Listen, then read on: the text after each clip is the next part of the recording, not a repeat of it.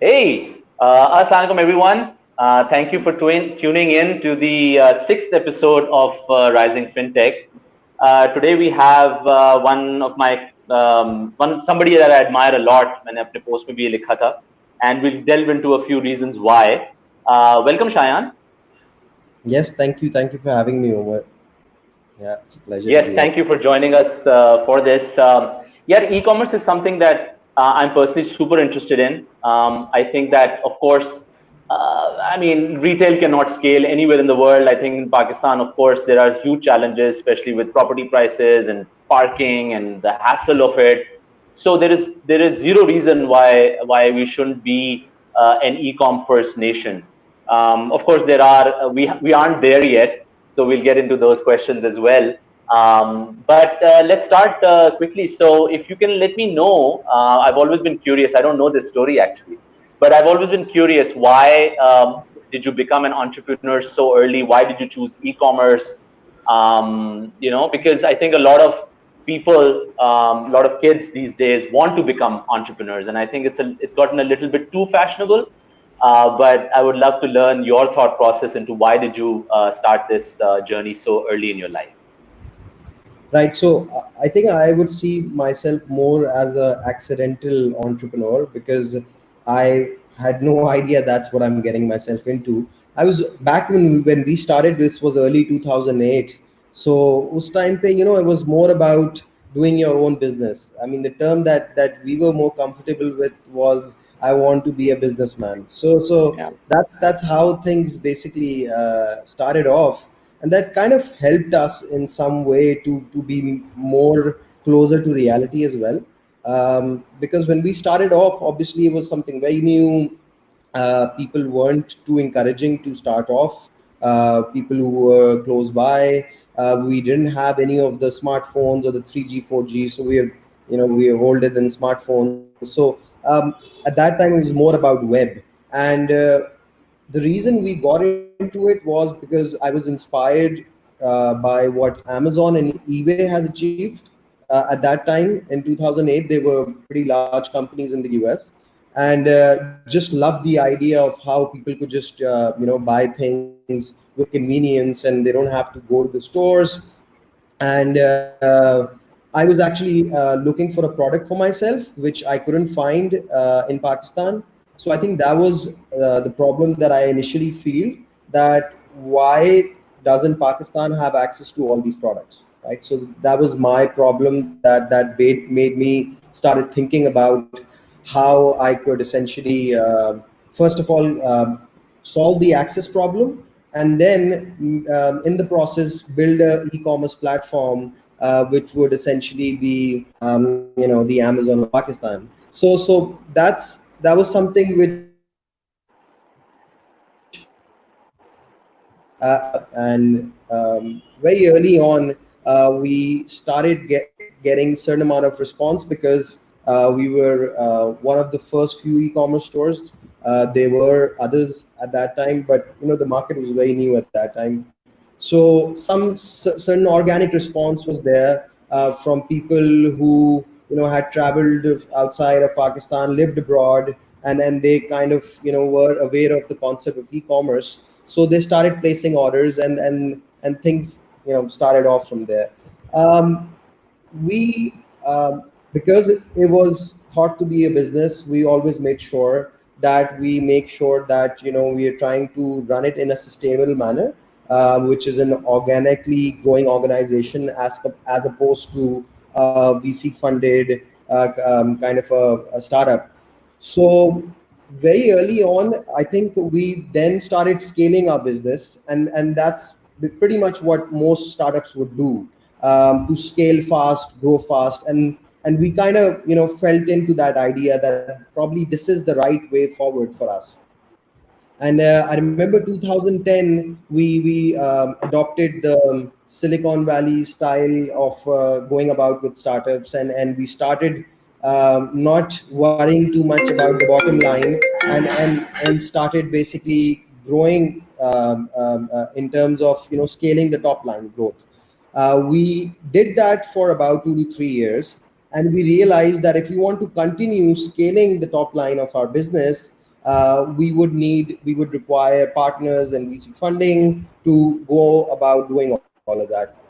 And back in those days, we couldn't get much response from people in respects to backing up an e-commerce organization. A lot of people could not really understand the business that much, and we came to a point where we realized that do we now need to run the business in the same manner, by just focusing on the top line growth, or we need to make sure that we want to be on our own feet where we could survive for a long term perspective. We Right. felt that the market is still very new. People probably might start shopping online on a certain capacity by another 5 to 10 years. That was the thinking about this back then. So I was thinking about 2020, that by 2020 we would be at a point where people would even start thinking about shopping online, right? So I mean, in majority of the market at least. So the idea was to focus on the business, learn every day from executing the business, learning from our mistakes, because I do understand that once you have more people on the board, and you have more partners, then there's a certain amount of friction that comes with it when you're trying to pivot and you're trying out new things, right? So Right. what I felt was that if I'm going about doing this with my team, and I'm going about doing this alone in an organic manner where my customers are funding me, then I could make a lot of changes within the organization till I really meet that sweet spot, and I really understand what works for the company and how can I scale an e-commerce business in a profitable manner. I mean, we have e-commerce businesses across the world, and unfortunately, most of the major e-commerce stores, the B2C component at least, are loss making businesses. I mean, that is pretty much standard for all over the world, right? So we realized we're trying to do something very new and unique, and that is to make sure that we are not growing beyond our means. And Right. while we're growing, we are making sure we're sustainable, so Right. that at some point, if we're not able to find the right set of partners, we can still go on doing what we want to do. The Sure. major objective, what we realized was that, um, because I was starting this very early and I wanted to do this for the rest of my life, because I could see there's something that I was passionate about very early.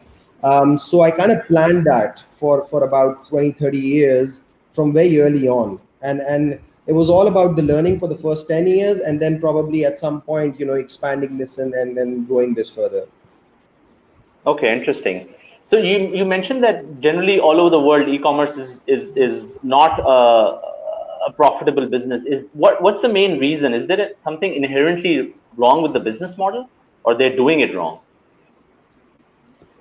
Well, most of the e-commerce stores across the world, mostly that are funded, let's say, are the ones which are the larger organizations right now within the e-commerce world, and a lot of the focus actually goes into the top line growth, from the very beginning, and um, there could be a lot of reasons around that, because the company's valuation is driven based on the top line growth, and a lot of emphasis actually goes into those areas, that the business top line growth, the GMV number, which is pretty famous within the e-commerce segment, is basically what people are after. uh, Right. but it's not essentially creating value for the customer, right? And if your whole goal or your vision is all about building a product which serves your customer and your supplier, and that's what our vision is from early on, then that level of funding is probably not helping me serve my purpose. So what happens essentially is, when you're putting in millions of dollars into a company to basically discount market, and that would essentially, yes, increase your top line growth, but in no way you could be a profitable organization, right? Because it's Right. extremely difficult that you will be able to make up for that money in 1 to 2 years that you're investing into that business. it might be a long-term play. Yes, you can create a financial forecast and put down when you're breaking even and turning profitable. 3 years But always on yeah, Excel. yeah, usually 3 years. But and things don't really pan out that in that manner. Yeah, I mean, we've never. seen that over and over again, and so it's. I personally feel that is best that until or unless you have a sound economic model where you really understand your assumptions really well, and you understand what are those elements which could really grow your top line and also affect your your gross profit margins and your net profit margins, and you're really smart about your investment. I think that's the only way you could eventually grow your product. And e-commerce has a lot been about discounting in India. They've ended up making billion-dollar companies, and they've discounted quite a lot over the years. What I feel about discounting is that the customer behavior changes when discount goes away, and a lot of the larger companies now are going to face that with all the the COVID situation and funds drying up. People are realizing that if the push isn't there, the customer is kind of not really interested anymore, and Mm, that's generally because they did not focus on developing value propositions for the customers correctly, right. especially during the time when they had a lot of finances on them, and they were just acquiring customers with a lifetime value component that it would probably convert at some point in time.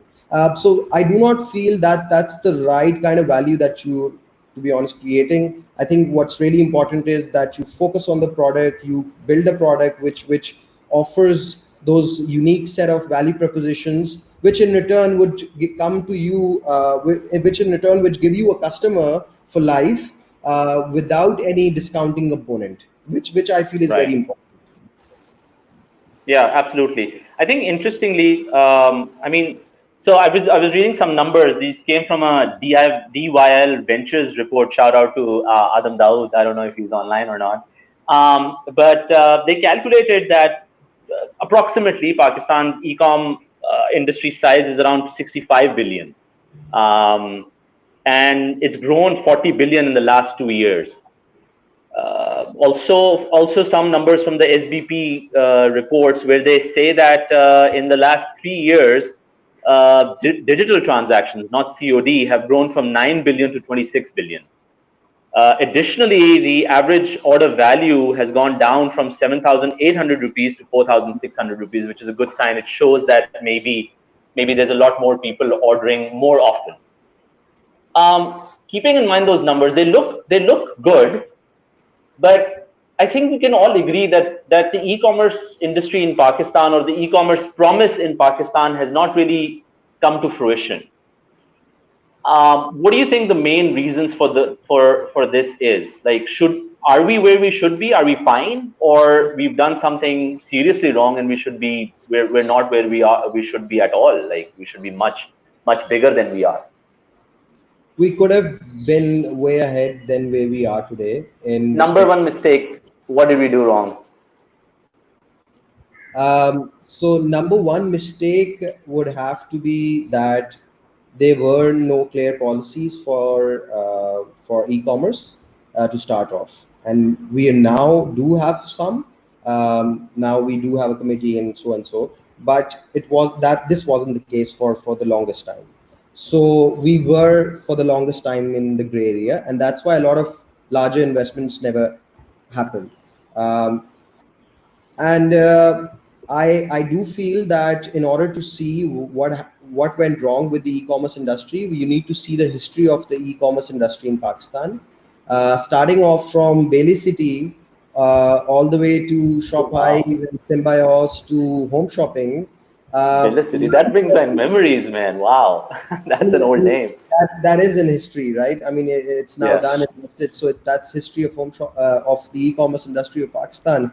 And I think all of these companies were run by single founders trying to do their thing, trying to make it happen, without any support from external, partners or. And then 2012 happened, and a Pakistani startup from day one got funded, or it was a rocket internet venture that came in, which was more like a startup backed by a VC fund, and then they started basically showing what scale is, and then yes, they basically kind of created the e-commerce industry in terms of awareness. A lot more people kind of got to know about what e-commerce is, which Right. is a great thing. But I think where we went wrong with all of that at some point was compromising on the customer experience while we are trying to go after our own goals, and that is basically trying to build GMV while in the process knowing that things would go wrong, and while trying to maybe just go ahead and still trying to keep growing the company without Yeah. really trying to make sure that they're solving those problems for a Right. pretty long time. So I think over the years, the trust factor that most of the e-commerce industry now holds today in front of the consumers is not that good, to be honest. Over time, we have kind of overall as an industry, right? I mean, it's not one player or two players. It never works like that, because in the mind of the consumer, it's all about online wale and offline wale. Like वो online shopping है और ये offline world है. So that's how people are basically making their decisions if they're to buy online or not. And I think over the last few years, based on few players who try to basically just expand without making sure they have the right set of controls in place, or the infrastructure or the business model by which they were enabling sellers or pretty much any seller to sell anything without any quality check and balance and all of that. So I think these kind of business, it kind of further complex the overall ecosystem of e-commerce in Pakistan. And we now today stand at a point where if you have a decent reputation, then people would go about buying from you. But if you're someone new, then you have a lot of problems going about doing your business. So I think there's a perception problem right now, and that was not the case back in 2010, 11. So the pie has increased, but now you have a lot of people doubting you from that particular pie. Yeah. But as compared to previously, you had a much smaller pie into the industry, but a lot of people, the only thing they knew about problems with e-commerce was that I've heard in the US your credit card might just get skimmed, and the information might be misused or something of that sort, but nothing Mm. around the customer experience of online shopping. That was always an okay area to go about. But Yeah. over the years, we've seen that kind of not where it used to be. And I think fintech needs to play that big role of coming in by empowering the customer, by giving him an opportunity to dispute a transaction. None of the payment methods right now in Pakistan, even the COD courier companies, do not allow the consumer to dispute a transaction, which in result will not empower the customer in any way whatsoever, and his Mm. trust level on e-commerce will be at the lowest possible area, which is obviously not good for us. So if the customer is empowered that any transaction that they do digitally, regardless of who the e-commerce store is, it will be secured. If something goes wrong, he could dispute it. I don't know why. How come Visa and Mastercard, consumers in Pakistan get to dispute a transaction, and while the one link customers can't do it, right? So there has to be something that needs to be figured out by the fintech guys, and that would really solve a lot of challenges in respects to trust. That would basically be the inflection point for e-commerce in Pakistan. And the way I see it, e-commerce and fintech, they're like they're very close in terms of what they do, right? We're all trying to transact digitally, and I feel there are a lot of things that need to go side by side before we could really evolve the overall ecosystem or eco space of e-commerce and fintechs right now in Pakistan. Yeah, of course, e-commerce is a huge use case. I mean, as far as the consumer-facing fintech is concerned, you either have retail payments or you have this e-commerce online payments. That is going to be the most used use cases out there. So it's a Yeah. very symbiotic relationship that we have as an industry, and so it's interesting that you're saying that you got, I mean, this industry needs a lot of support coming in from fintechs, from banks, especially, and I think dispute and maybe escrow is a service that can maybe help, big time. I So I think wouldn't that recommend that yeah, I wouldn't recommend using that name because it's really important that we understand that the customer base that we're dealing with. For the longest time we had this button which used to say check out on our website, and we thought mm, it's a very common word, like I mean, people would understand, right? And we were then eventually, with passage of time, we realized that we're so away from how our customer feels. He has no idea whatsoever what even even buy now for that matter even means, right? So there are a lot of hand holding that needs to be done, not for a small chunk of the customer base, which we're referring to mostly, and the kind of customer base that we've been serving from the early days. But now yeah. at this point, we obviously very closely keep seeing the other kind of customer which is available in Pakistan, which is a much larger chunk, which we haven't served correctly so far. Right, right. So I think that why don't we have websites in Urdu, like especially e-commerce websites or regional languages? Jay, I'm sorry, I couldn't get your question. Or if you could repeat, I'm please. saying that if we're trying to target a different set of customers, not just urban educated, why don't we have e-commerce websites in regional languages or just at least in Urdu? I mean, I think that's something that needs to happen. That definitely needs to happen. Absolutely, we've been doing our bit as well on that particular product. Is just that we, with e-commerce firms, you're dealing with a lot of content because there are like thousands Mm, of products that are coming online every day, and there's no way we could use Google Translate to translate all of that, right? So we've done that and it doesn't really work out well. So we have to pretty much go about doing the difficult things, and that is basically getting that rewritten, and then that's probably the best way to actually have that Urdu interface for us, because with e-commerce you have a lot of content coming in every day. I mean, you have like mm, we have like about 1,000 products being added on a day-to-day basis. So we definitely want to go in that direction, and not just language, but I think in terms of the user experience, I think in terms of user experience we need to think a lot. Even right. if we have an Urdu website, it's still not cutting it for a lot of people. Mm, Probably more than 50% of the people or the addressable audience would still not be able to use our products, and we kind of understood that when post COVID we started seeing the spike happen, and a lot of customers started coming on WhatsApp, and they just wanted to place an order, make the payment, everything on WhatsApp. They just don't want to get out of that window.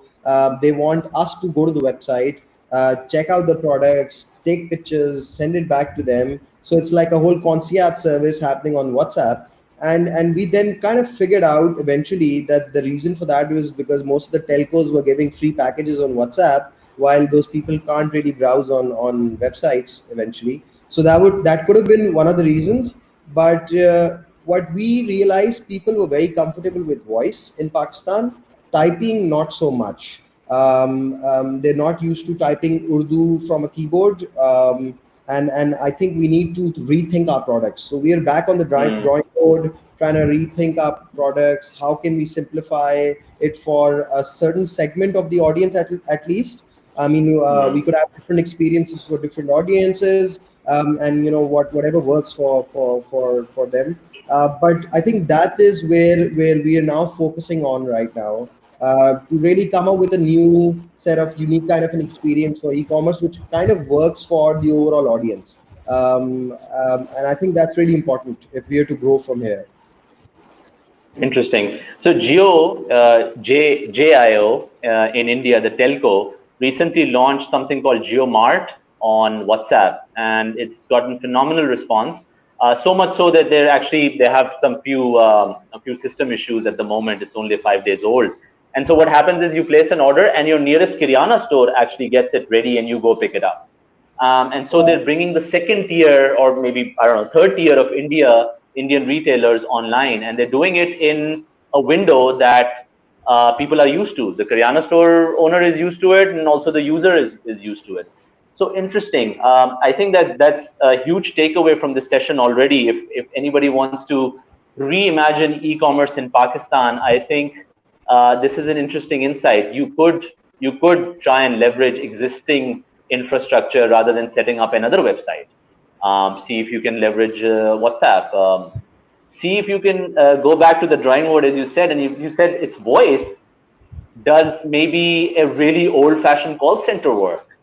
You know, these are just like you have to go where the market takes you. You can't put your own will or your own wishes on the market. So And then interesting, that's Shayaan. why we opened up our shop back in 2010. And then Yeah, when we were doing that, a lot of people said that, you're an e-commerce store, you can't do a shop. It doesn't work that way, right? And yeah, and even Amazon hasn't done it. So how come you want to do it? And I mean, what we told them at that time was, like our customer wants it, right? So we don't really care what works for them and what doesn't, and what we're supposed to do with an e-commerce and what we're not supposed to do. If the yeah, customer wants to come in and touch and check the product, we thought we asked ourselves, do we have a problem with that? And then the answer was no. So we decided that let's do that. It's not such a big challenge to set up an office. I mean, we already have an office, so might as well have a shop front where people could just walk in and interact and be more comfortable in their purchases. So for the longest time, we've been sitting in Karachi, Zamzama, with the shop, and a lot of people kept coming in, and just like our regular shop, and then they would have a digital experience of buying through a television screen and all, and then things would be delivered to them. But that was the only time they came to the shop, and they kept ordering for the rest of their lives while sitting at home. So it was just an icebreaker for them, just to get things started off. And if that works for your customers, then might as well go about doing it. So you have to kind of think out of the box and then do things that your customer demands for. yeah. Jugaad works in Pakistan, so whatever it takes, just get it done. And I think at that time it was a very very wise strategy because nobody knew what e-commerce was, and so you needed to have that peace of mind. Back in those days, I did purchase something from your shop actually. Researched it online and then went and got it from the shop, and I think that definitely helped my mindset because I could just physically have an embodiment of what home shopping was. So, Umar, the best thing Um, that I did very early on was that I was on calls for the longest time, right? So it you was still direct. are. Your phone's Yeah. ringing. uh, it is still drinking, but it's more internal calls now. But back in Okay. those days, it was all about talking to the customer throughout the day. Anyone trying to call in, want to place an order, and I think those were the learnings that did kind of position us right to take things forward. We really did understand and listen to the customer a lot. The first call I got was essentially, where are you? And I want to come to you to buy it. And that just kept happening over and over again. And we came to a point that, COD, we were essentially, I mean, we were the first one to kind of come up doing COD in Pakistan. We went to all the courier companies, and they said that this is not a viable business model and nobody can do COD. But eventually COD happened because the customer demanded it asked for it.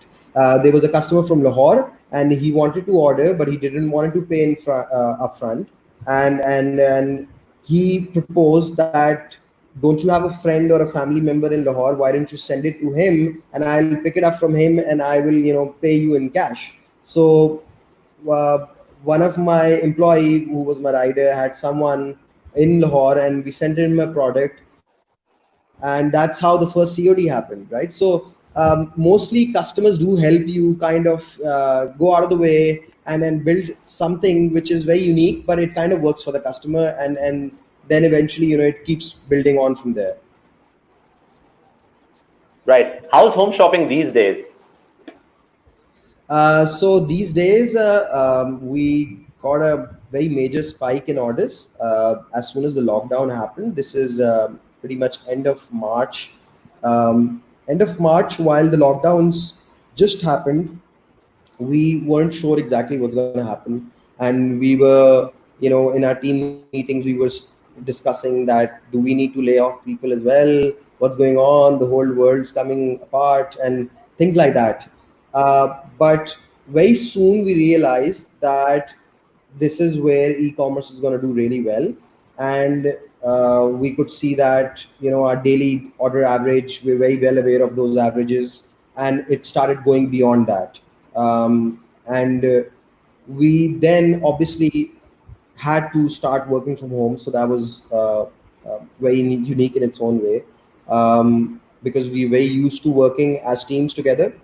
We have like 5 core teams: the marketing, the operations, finance, and all of these. So they work together on a day-to-day basis in a very open environment. But suddenly taking that away from them was something very new for us. But adjusting to that, and then finding out that your supply doesn't exist.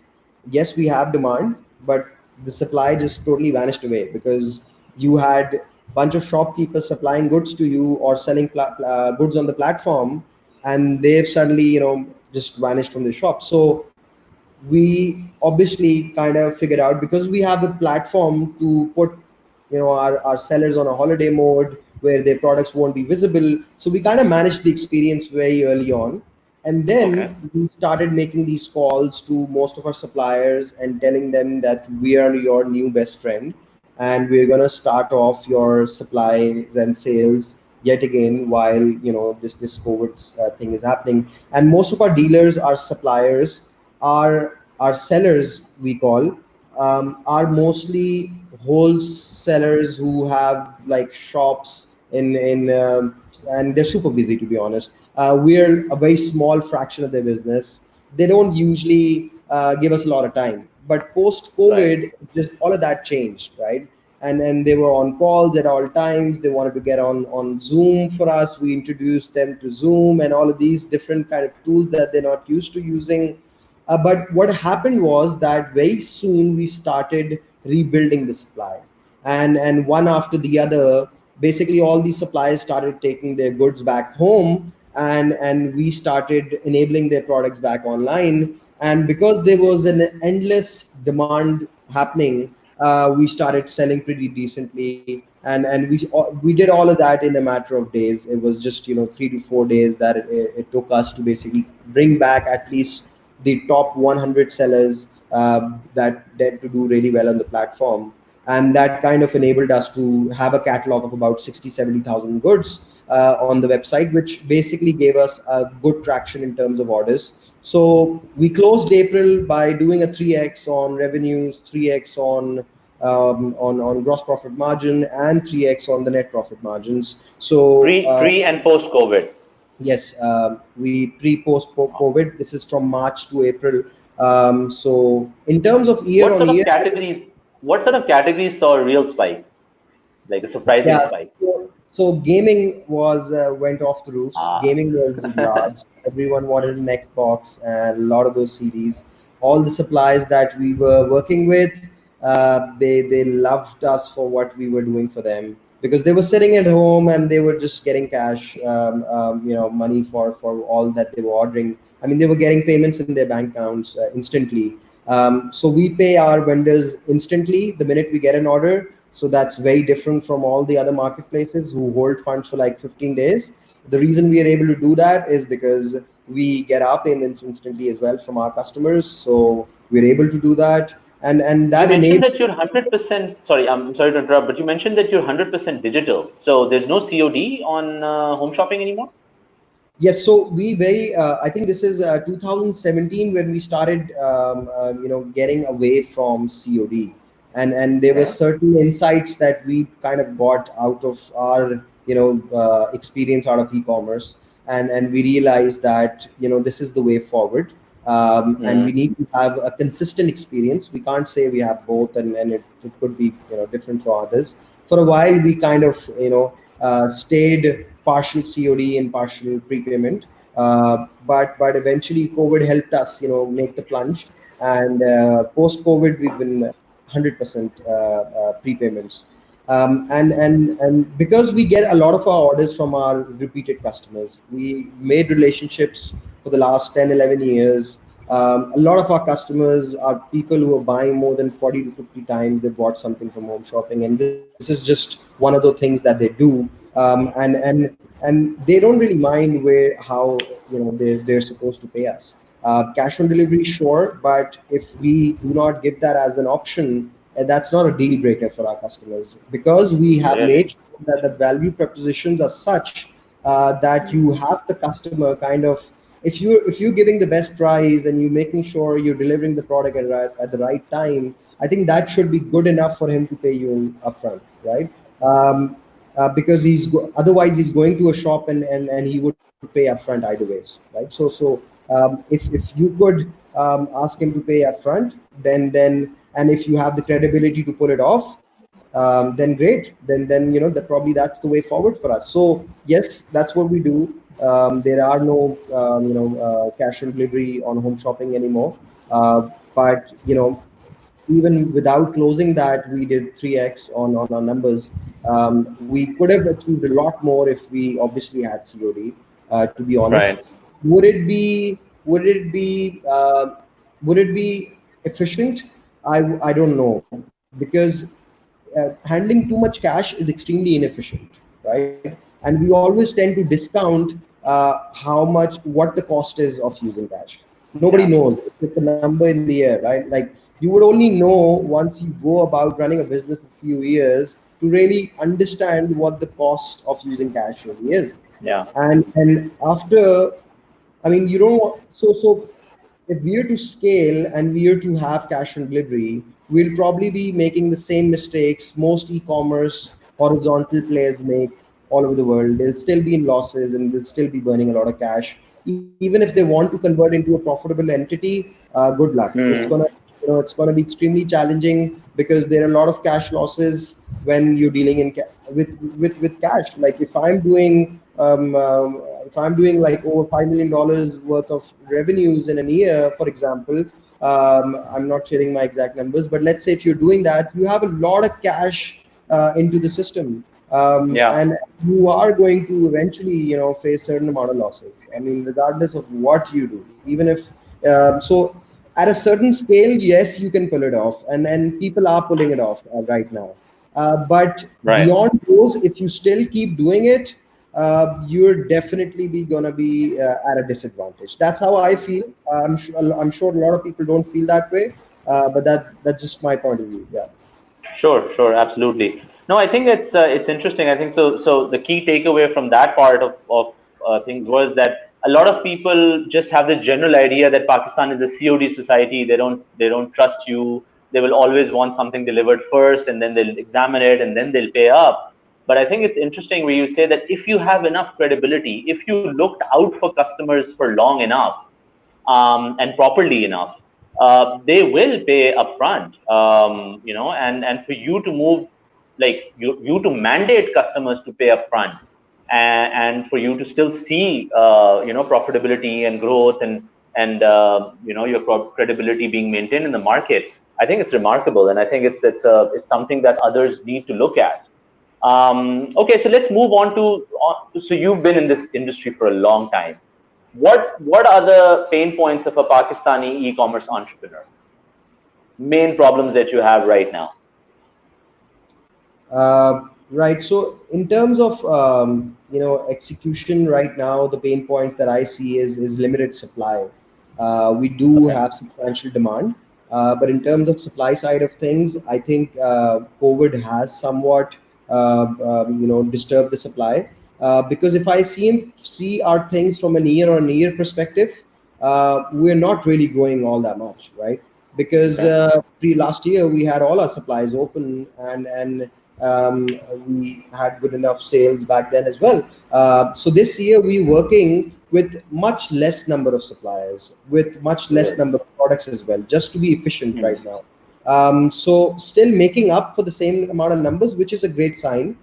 So I wish I could really have more suppliers and more products. So that, I think those are the areas where we feel challenges right now, and that is improving with passage of time, with more and more markets kind of opening up now, with following SOPs and all.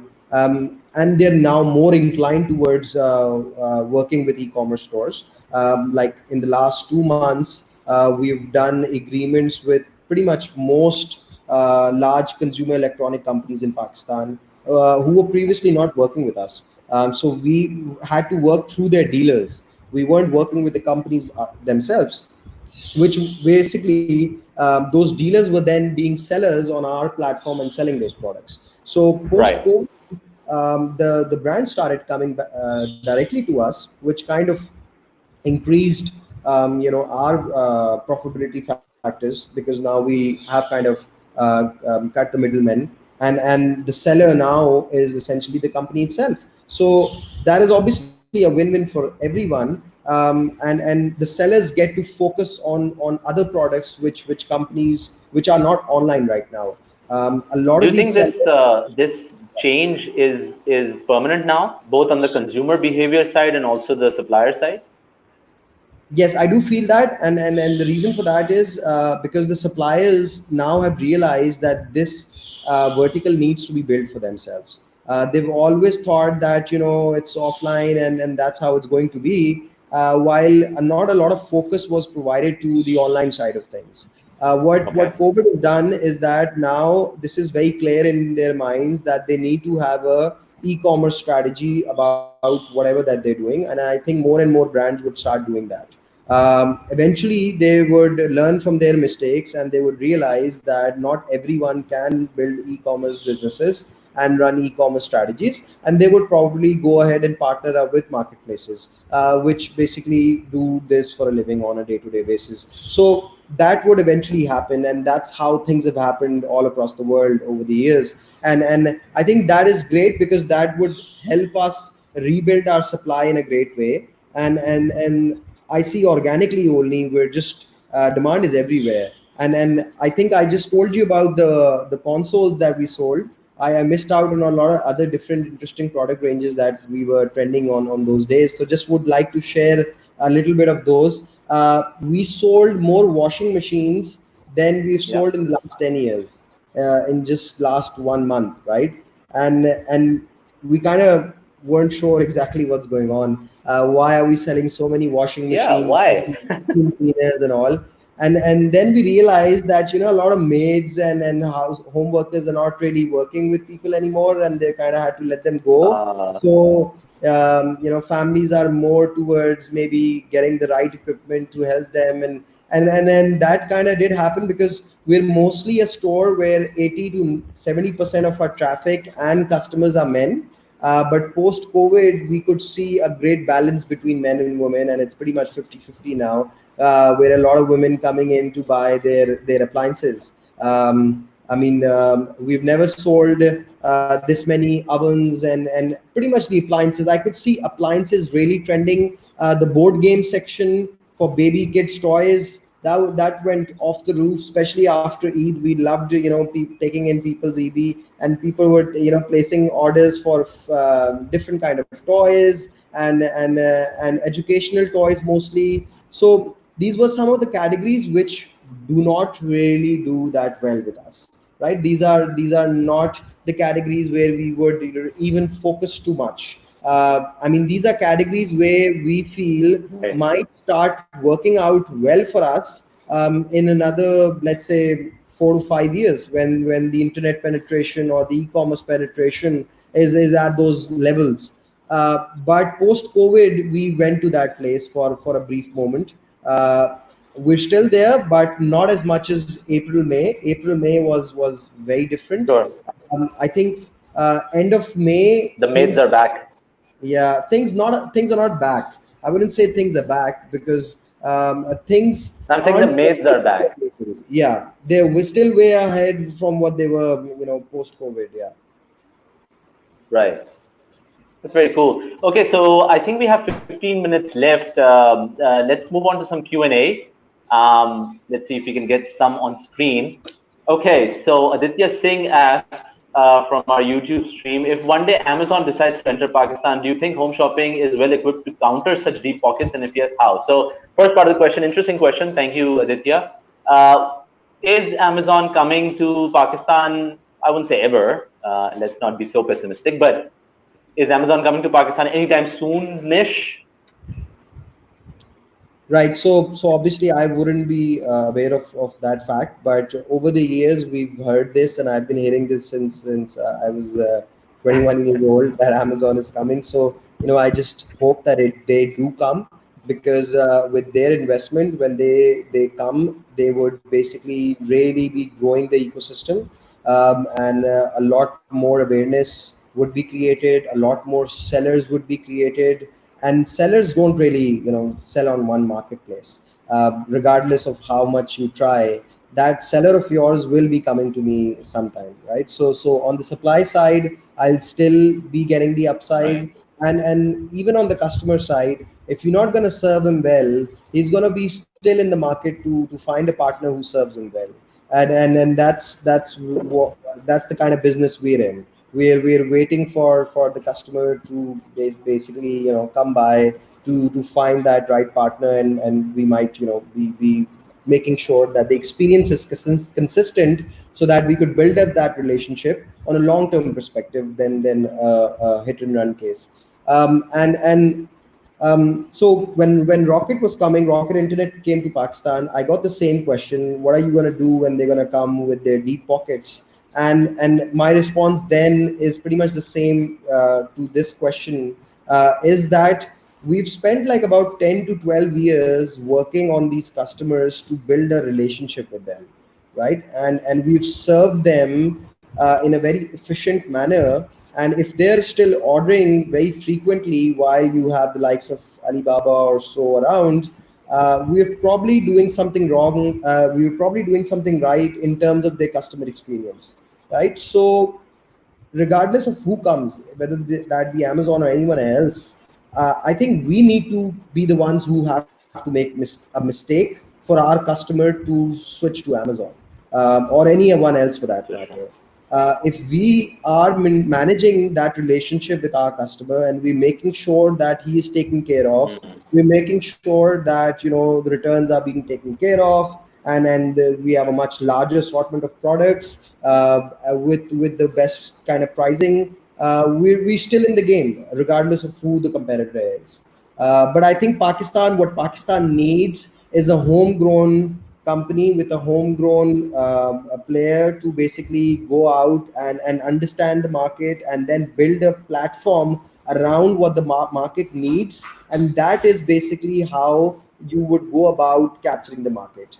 You cannot take products from different countries, try to copy paste them here in Pakistan, and try to push that, and build amazing financial models, which would tell you that you will eventually build that dream. But it's not going to happen.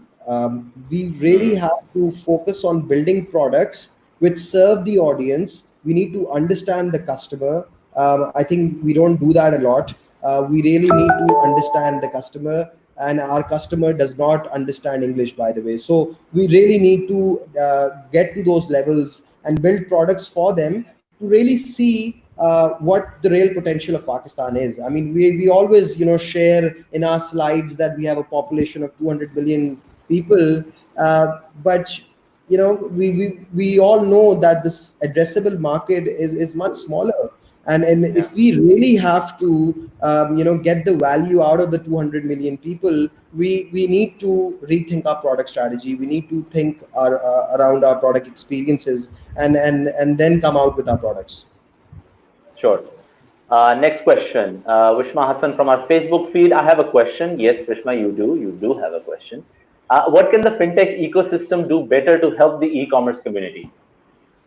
Yeah, so Where have we let you down, Yeah, Shayaan? yeah, yeah. So fintechs need to help us with dispute resolution. fintechs need to help us with making sure that when the customer makes the payment to us, I can link it in some way with my order, and the customer doesn't have to call me or email me, and which would, uh, uh, which would restrict my growth, to be honest, because I would be keeping a lot of people responding to emails and manually doing all of that. So on that front, and more importantly, fintechs need to look into the opportunity of financing, consumer financing, and not just consumer financing, but financing on the supply side of things. Like, there is some endless opportunities on the supply financing side of things, which nobody's talking about right now. Fintechs, yes, they're talking a lot about the consumer products, and that's great and everything.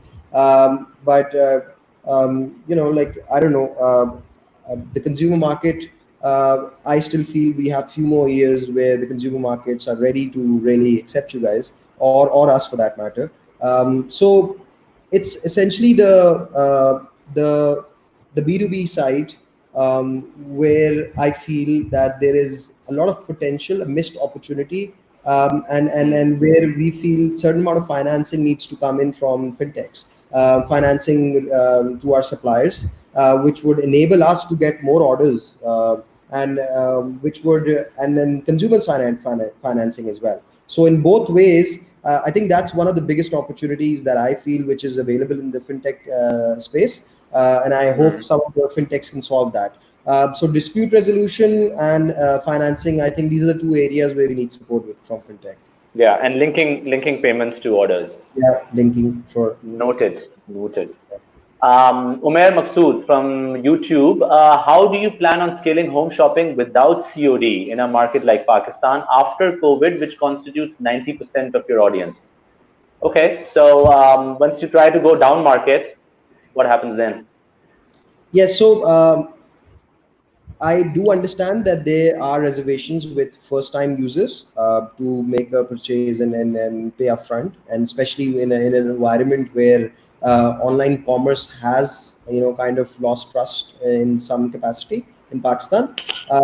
But if you are selling a product which is uniquely positioned in terms of price and accessibility, uh, you are making a customer think twice, right? So um, COD is basically paying for your product. I mean, paying upfront is like paying for your product, and then that's not very different from when the customer basically pays for his product immediately to a shopkeeper, right? The only difference is that through the shop experience, he gets his product immediately, and with us, he has to wait for like 2 days to get the product. With COD, and a lot of people now understand that component. A lot more customers actually do understand that, and that is that none of the courier companies basically let you check the goods before they take the payments. The payment needs to be made first before you hand over the parcel, right? So if Right. anything goes wrong with that flyer or that particular product, you then need to contact the seller. The courier company is not going to return your cash. He's going to walk away with the Yeah. cash and pay it back to that person. So um, COD is not what it used to be, right? So COD, when it in its true sense, when from the early days when we started COD, and the courier companies were experimenting with COD, back in those days, COD was allowing people to check the goods and make them feel comfortable and then accept payments. But Right. soon after, as COD companies started getting a lot of orders from a lot of nice VC backed companies, what they realized was it's just wasting a lot of their time. The rider has to wait there for a much longer period of time, and it's highly inefficient for them. And they decided that we're going to follow this policy that whatever it is, you have to accept it. So that Mm. kind of flawed the COD model, to be honest. And a lot of customers to start off do have a very good idea of that. So in our Sure. case, the credibility, people's research, people are much smarter than we think. People do tend to check reviews, they check online, they check your credibility in terms of if you're available online. Then I think credibility factors could be solved by a lot of our banking partners, because most of these customers are with banks, and if our product is kind of available in the online banking option with the bank, that kind of does create a certain amount of credibility with Mm. consumers. And there have been times where, in order to prove our credibility, our call center agent has probably told, who do you bank with, and then why don't you go with this bank? on online banking and see Home Shopping's name is there, and that have kind of helped us with to develop that level of credibility with the customer. But it's whatever works. This is what we can offer, and the price factor. I think we have a unique advantage in terms of price, because if I'm not doing COD, I'm highly competitive. I'm more competitive than Right. any other e-commerce store across, and that's what Yeah. our focus is on. We are making sure that we are focused towards building value by making sure that the customer is saving up and he is getting the best possible price in the market. We are constantly reviewing our prices to make sure that we are giving the best in the country has to offer, whether that is online or offline. So that is a very big driver in Pakistan. Pakistan में Yeah. जितना मिलता Absolutely. है customer advance भी पे करेगा, हर चीज करेगा आपके लिए. So might as well just use that psyche of the consumer and use it to your advantage. So if Sure. and people don't mind paying you upfront if you have credibility in Pakistan. Got it. Very little time left. Any other questions? Um, okay. Without VC money, is it possible to scale homegrown e-commerce startups and make it huge as it's a cash guzzling business? I think Shayaan is a case in point. He's bootstrapped as much as possible, as much as anybody can be in 2020, and he's done very well. Home shopping is a brand. And I think the only takeaway that should always be there when you're scaling, especially consumer companies, is just focus on the customer experience. If you keep customer experience as your north star, as we're trying to do in SadaPay, um, That's good. you won't go wrong. You won't go wrong because the decisions are very easy to make. Then, yeah, I mean, they well, I wouldn't say easy. They're simple to make.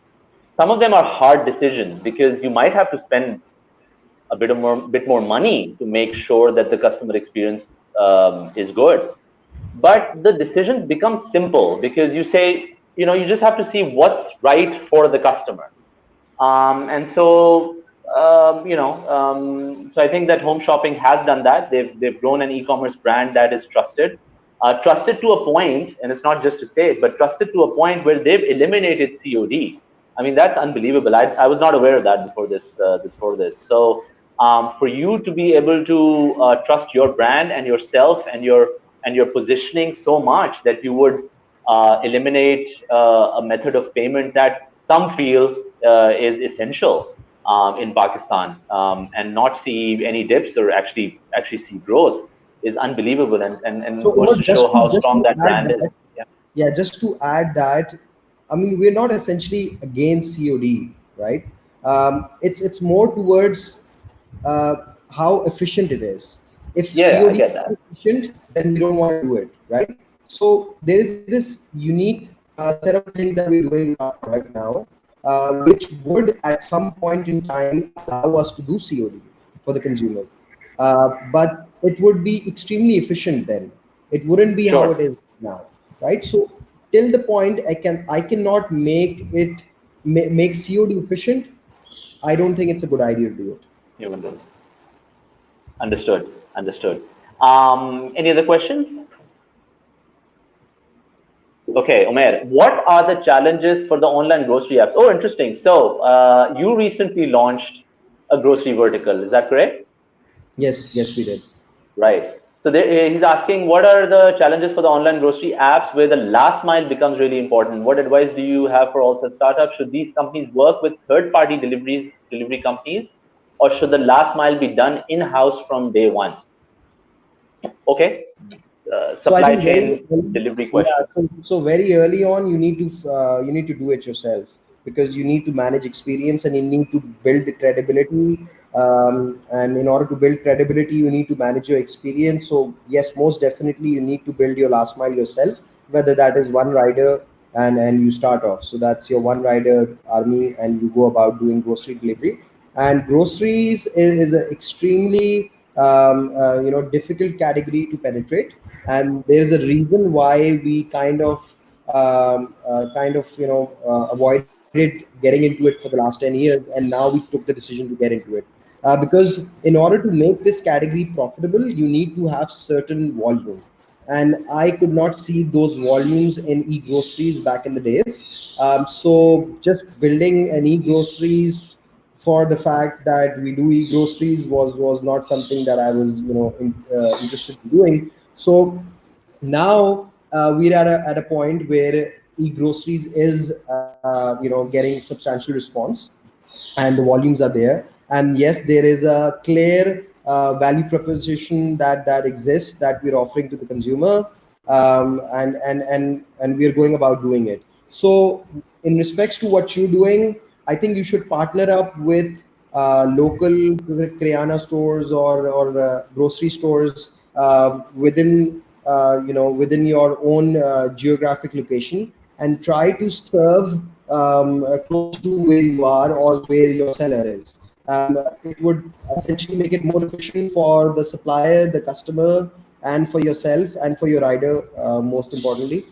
So I think that is where you could maybe start off and then build things from there. That would essentially get you an idea of how transactions and trade basically happens. And I think those are some of the learnings that you really need to do very early on before you can go on to build a large business. So just go about building those transactions for now, and at some point in Right. time you would feel that you can scale this further.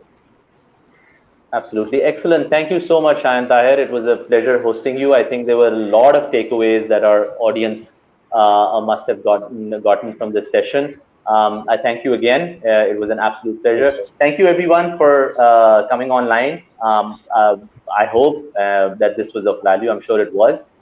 Inshallah, till we meet again. Allah Hafiz. Likewise, thank you for having me over, Ji. Thank you. Allah Hafiz. Thank, thank you, Shayaan.